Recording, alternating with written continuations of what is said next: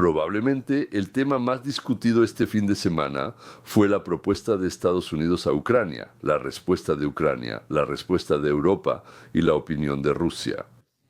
Toda esta actividad frenética giró, desde mi punto de vista, en torno a uno o dos puntos de esos 28 según algunas fuentes, 26 según otras fuentes. Pero vamos a empezar primero con la esencia de la propuesta que Witkoff llevó a Kiev. Primero, Ucrania consolida su estatus neutral, ya sea en la Constitución o por 20 años. Este estatus lo tienen Suiza, Austria, Irlanda, Islandia, Malta, Liechtenstein, Costa Rica y también Turkmenistán. Así que no es algo realmente sorprendente. Sí, bastantes países tienen ese estatus neutral. En segundo lugar, Ucrania se compromete a no desplegar armas nucleares y a limitar el tamaño de su ejército.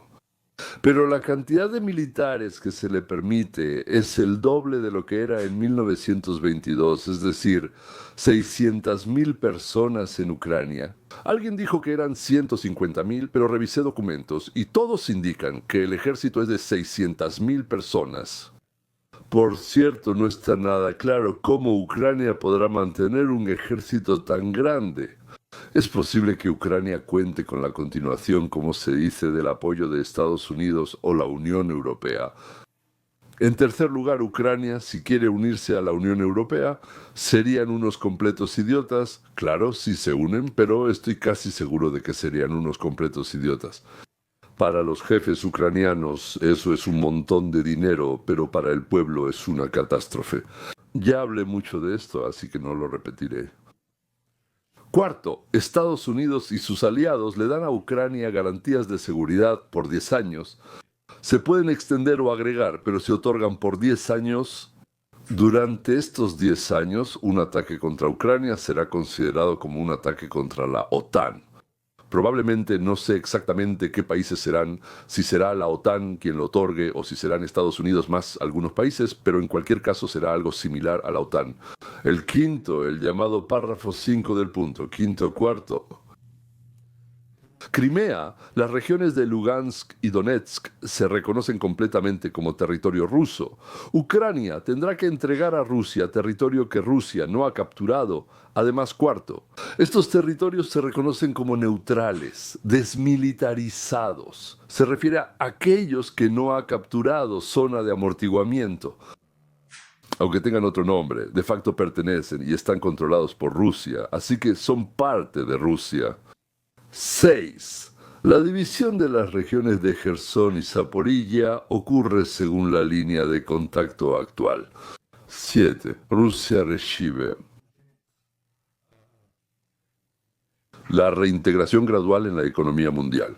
Así lo escribieron ahí. 8. De los 300,000 millones de dólares rusos congelados. Entonces, ¿cuánto va ahí?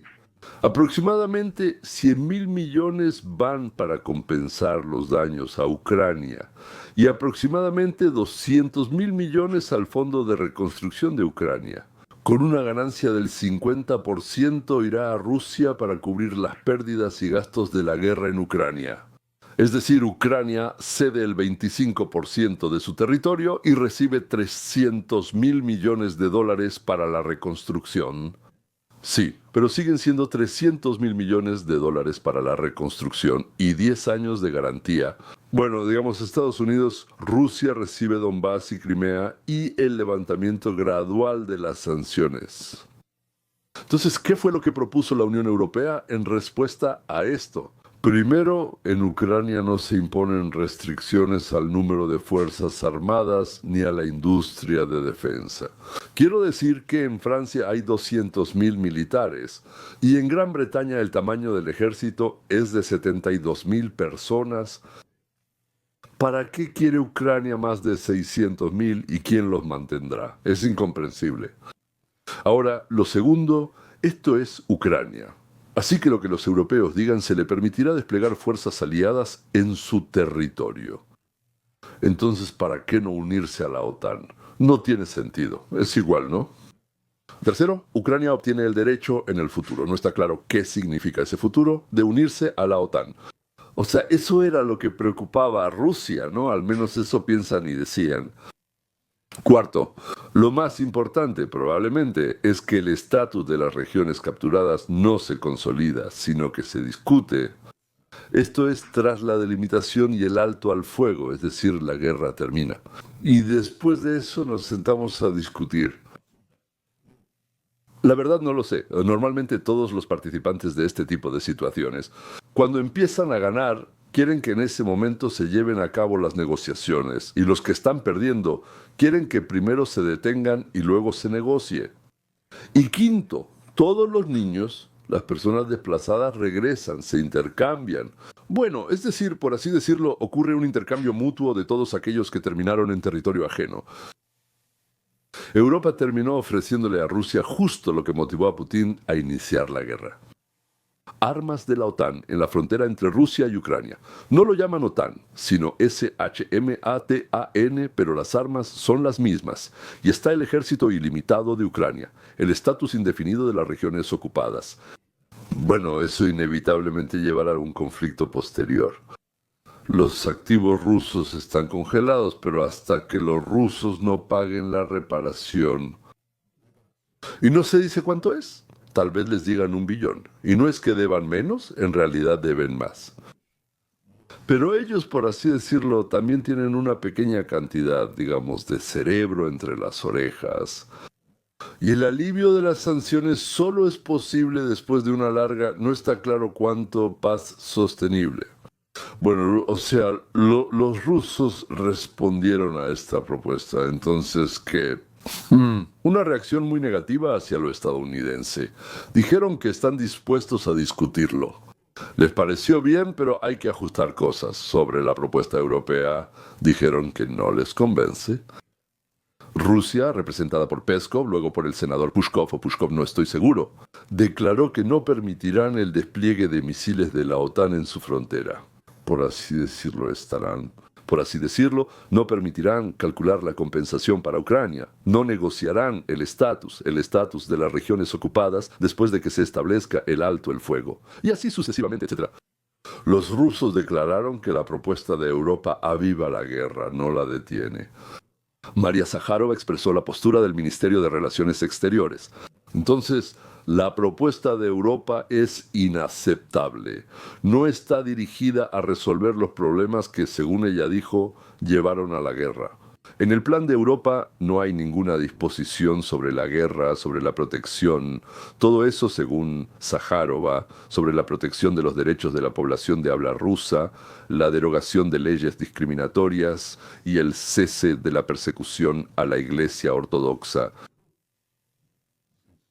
Todo eso de lo que hablaban al principio de la guerra. O sea, si no se les ofrece eso, ¿para qué van a dejar de pelear si no están perdiendo? Aquí está la pregunta. Sí, si están perdiendo, entonces está claro. Si están, digamos, igual o ganando, entonces, ¿para qué terminar si ya declararon que ese es su objetivo? En Estados Unidos todo eso está presente. Lo que decíamos, es decir, me refiero a cosas relacionadas con la población de habla rusa y también con la iglesia, cosas así. Cualquier intento de aceptar este plan de la Unión Europea, informó el Ministerio de Relaciones Exteriores de Rusia en un comunicado oficial, está condenado al fracaso y solo prolongará el conflicto. No hablo de quién tiene razón o culpa, solo digo culpable. Está claro, Rusia atacó, pero solo estoy hablando de lo que sucede con las propuestas europeas estadounidenses y la reacción en Ucrania y en Rusia ante estas propuestas. Por mi parte diré que entonces Europa, en mi opinión, está logrando que continúe la masacre y todo esto. Su tarea parece ser prolongar el conflicto. ¿Y por qué razones? No lo sé. Puedo hacer suposiciones, pero no puedo señalar y decir esto es. El liderazgo ucraniano afirmó que no cederá nada de territorio. Tal vez se refieren a las tierras que no han sido ocupadas, no lo sé. Pero al menos suena como, primero, ni 1 centímetro de tierra, como se dice. Parece que las partes no están dispuestas a hacer concesiones, es decir, no están listas para la paz.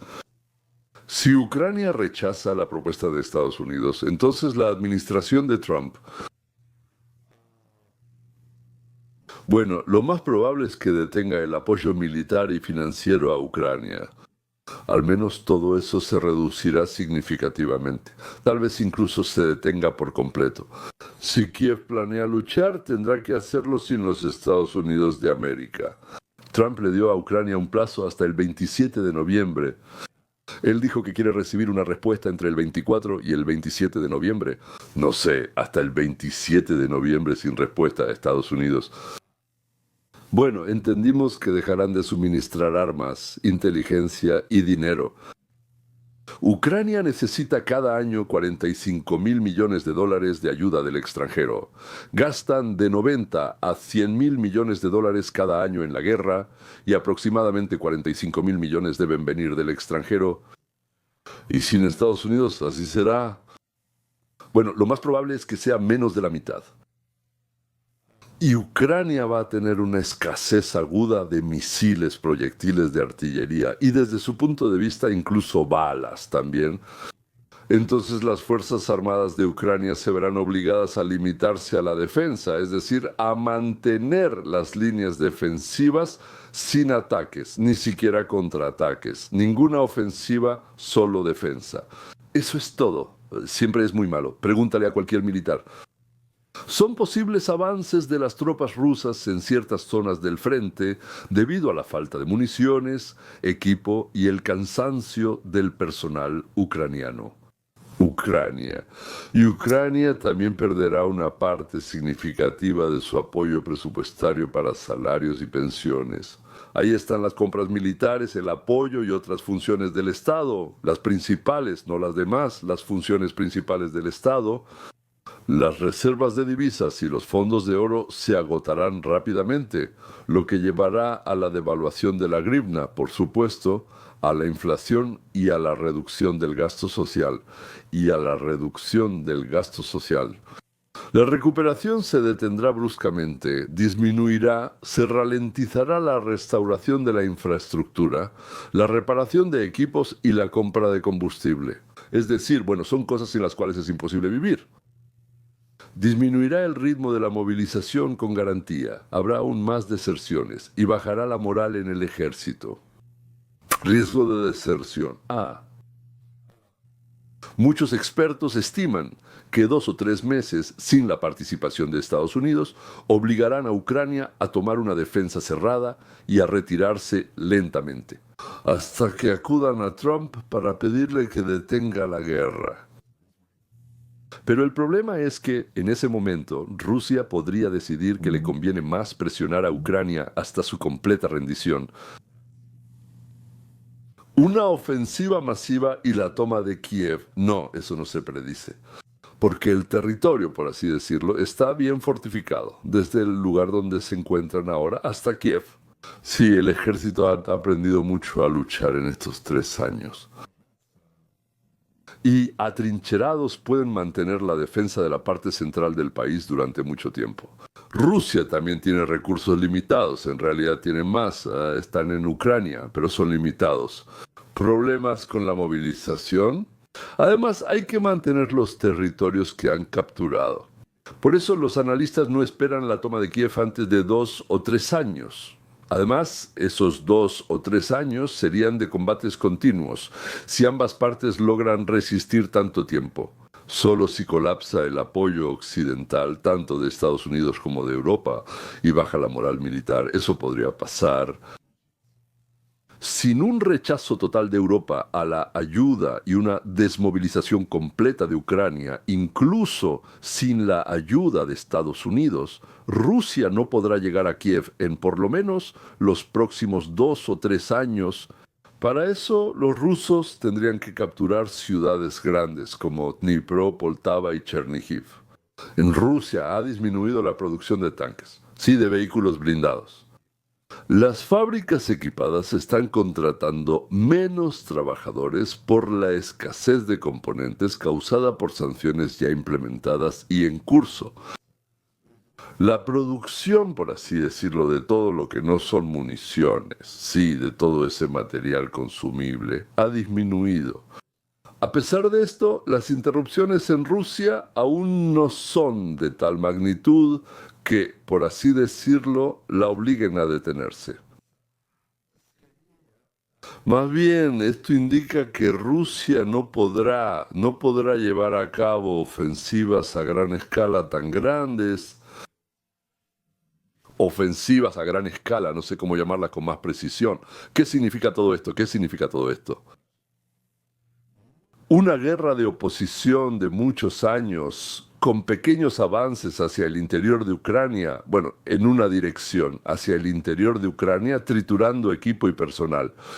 Putin, en realidad él tiene un problema muy grande que se llama Ike. Después de que termine la guerra, él no puede regresar a casa sin una victoria.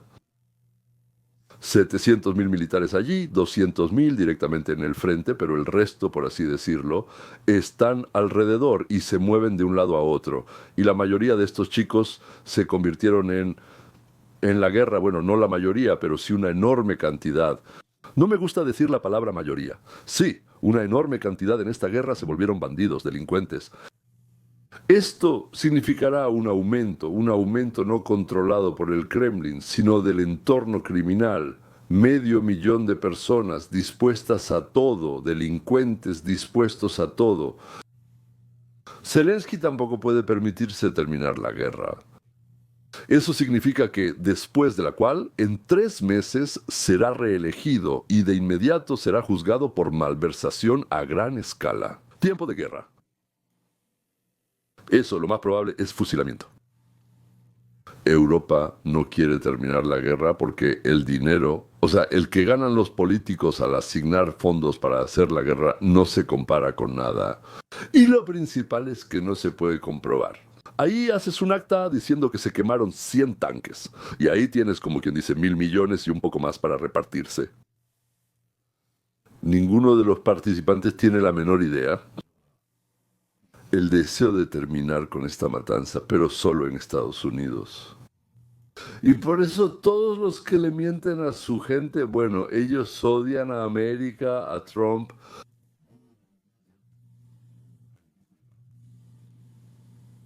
Odian porque Estados Unidos podría lograr detener esta guerra. Así son las cosas. Eso es todo. No olviden suscribirse. Por cierto, tocar la campanita. No he terminado todavía. Solo hago una pequeña pausa. Nada más. Y compartan con sus amigos. Así recibirán a tiempo contenido genial que creo yo nadie más ofrece. Me parece sorprendente, pero bueno, es un hecho. Ahora acaba de llegar el informe de Rubio sobre las negociaciones con la parte ucraniana. Quiero que escuchen. Tuvimos un gran día hoy y avanzamos mucho desde nuestra última conversación. Y disculpen por haberlos hecho esperar, pero todavía había mucho trabajo por hacer. Empezamos hace casi 3 semanas con un documento que discutimos y acordamos considerando la opinión de ambas partes. Al participar durante 10 meses, comprendes mejor prioridades, líneas rojas y temas clave para ambas partes. Esto nos permitió crear un documento fundamental, que es el documento de trabajo actual. Durante las últimas 96 horas o más, se interactuó activamente con la parte ucraniana, incluido nuestro ministro del Ejército y otros en Kiev, reuniéndose con los participantes clave de todo el espectro político ucraniano, en las ramas legislativa y ejecutiva del poder, así como con militares y otros. Para aclarar estos puntos, vinimos aquí hoy con un solo objetivo: tomar, bueno, ya sabes, 28 o 26 puntos dependiendo de la versión, a medida que se desarrollan, y reducir aquellos que eran cuestiones abiertas.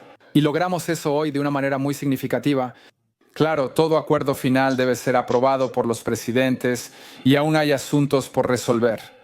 Esa es la conclusión de hoy. Valió la pena y fue importante. Probablemente este ha sido el día más productivo sobre este tema que hemos tenido, tal vez en todo el tiempo de nuestra colaboración, pero sin duda en mucho tiempo. Pero el trabajo continúa. Y como esto sigue siendo un proceso en curso, saben que no quiero declarar la victoria ni decir que hemos terminado. Todavía hay cosas en las que trabajar, pero hoy hemos avanzado mucho más de lo que estábamos cuando empezamos en la mañana y mucho más que hace una semana, eso es seguro. Solo un par de preguntas. Usted mencionó que hay un par de puntos. ¿Quedaron pendientes? ¿Podría aclarar eso?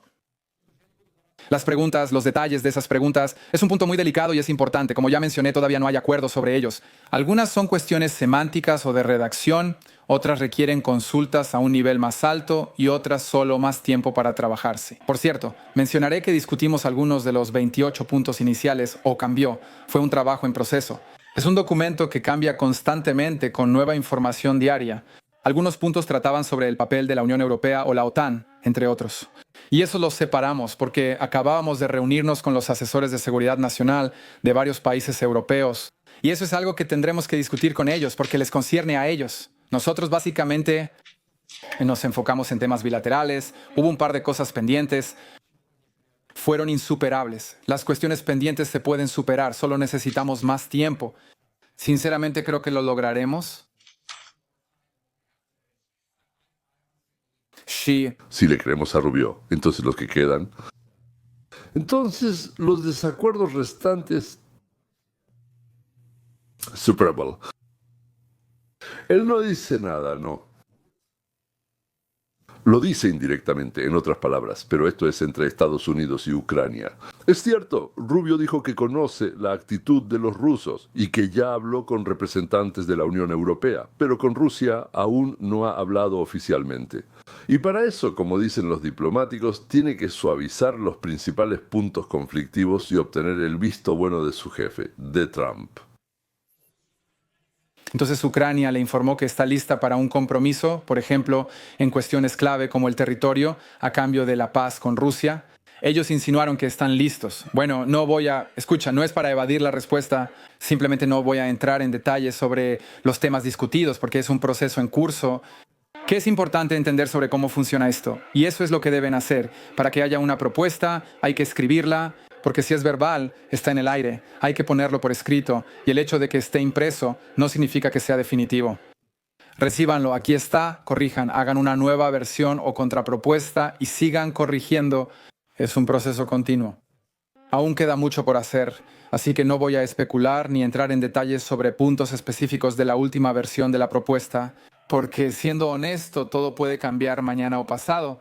Pero puedo decirles que soy muy optimista de que podremos lograr algo aquí, porque hemos logrado un gran progreso. Bueno, Suena optimista. avísale a Trump sobre la situación de los ucranianos en las negociaciones. Hoy fue el día más productivo, lo juro. Él los llamó desagradecidos. Bueno, hoy hemos hablado con él desde entonces y creo que está satisfecho con nuestros informes de progreso. Senador, y el partido ruso, ellos querían algo. Obviamente los rusos aquí votan. Así que mire, comenzamos desde una etapa temprana de este proceso, entendiendo la posición rusa, que nos fue transmitida de muchas maneras. En el Departamento de Estado recibimos muchos documentos escritos, no oficiales y cosas por el estilo. También verbalmente lo que discutieron con el tiempo, etc. Así que, sea lo que sea que decidamos hoy, obviamente si llegamos a un acuerdo con Ucrania, tendremos que presentarlo a Rusia. Esa es la otra parte de esta ecuación y ellos deben estar de acuerdo con esto para que funcione. Y el jueves, ¿qué pasa con la nueva fecha límite? ¿Habrá otra fecha límite o un plazo final? Queremos hacerlo lo antes posible. Queremos que sea el jueves, nos gustaría que fuera antes, pero lo principal es que hoy logramos un progreso significativo, avanzamos bien. Así que soy muy optimista de que lograremos el objetivo en un plazo muy razonable, muy pronto. Puede ser lunes, miércoles, jueves o viernes de la próxima semana. Queremos que sea pronto por la gente. Si no resolvemos esto, habrá más muertes y destrucción. Queremos terminar la guerra pronto, pero necesitamos más tiempo. En esto terminaremos. Rubio cree que el tratado proporcionará las condiciones necesarias para que Rusia ponga fin a la guerra. Probablemente sea una combinación de propuestas estadounidenses y europeas, pero lo más probable es que sean un poco modificadas. Ahí están esos 26 o 28 puntos que Witkoff y Rubio trajeron y que yo considero mucho más racionales. Si quieres la guerra, si quieres el fin de la guerra, si quieres que la guerra continúe, entonces no son racionales. Pero si quieres el fin de la guerra, entonces son mucho más racionales que las propuestas que han presentado tanto la parte rusa como la parte europea y en realidad también la parte ucraniana. Ahí simplemente, son emociones, naturalmente. Emociones, es absolutamente comprensible por qué. Espero que sí, todo está bien. Vamos a terminar aquí y hasta la próxima.